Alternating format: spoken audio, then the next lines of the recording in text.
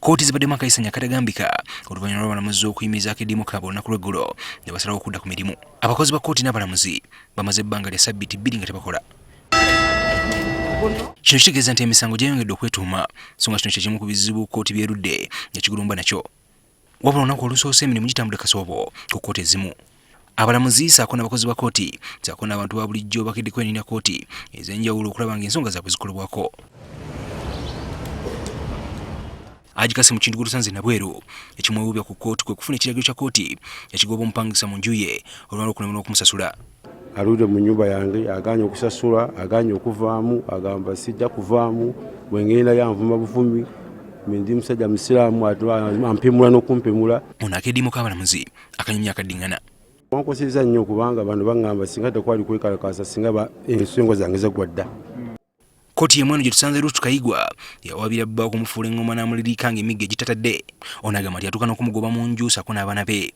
Nga nkuba nga nsanga mu nnyumba yenene nga ngwa mu bulago nga nkuba nga ngobaganya kati nandaba nga ajja kuntuusaako obulabi. Ensonga ze zaali zaakuulirwa ssabiti bbiri eziyise kyokka abalamuzi ne beediima. Kati twabadde bakulu musango ku Lwokubiri kati babadde mu kwekalakaasa ne gutawulibwa. Tukayigwa alina essuubi mu kkooti n'ensonga y'emirimu ey'akasoobo gye mweraliikiriza. Nali manyi nti nga ttaano bajja kubaako omulamuzi ky'anaabasazeewo. Wadde kati kkooti zazeemu okukola ne wabaddewo abantu bangi abakonkomadde bwe batyo ne baddayo ng'ensonga zaabwe tezikoleddwako. Mu bitundu by'eggwanga ebirala nga Busia n'abantu abalina ensonga zaabwe mu kkooti bakeddeko ewa mu kkooti.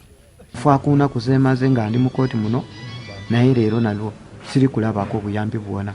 Tusawa na sawa 3 naye tutudde kutusa sawa zino oba ziri 6. Ayogera ekitongole ekiramuzi Vincent Mugabo agamba nti abalamuzi basaanidde okwongeza sipiidi ku bawuliza emisango okuwa abantu essuubi. Tusabye abalamuzi baffe batuyambe bongeremu ku maanyi kubanga kubaddeko backlog ebadde created.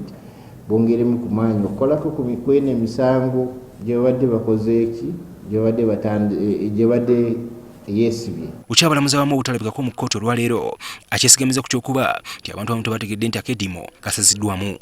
Zimu eza kantro abalamuzi babadde batambuddeko ebiseera nga balina gye bagenze mu maka gaabwe nga wala nnyo naye nga tusuubira kuva ku Mande kkooti zonna zijja kubeera nga ziri open. Abakozi ba kkooti omuli abalamuzi bawadde gavumenti okutuuka ennaku z'omwezi 11 Desemba omwaka guno okukola ku bizibu byabwe byonna bye beeyamye. Ivan Kimuli Kigozi, NTV Akawungezi.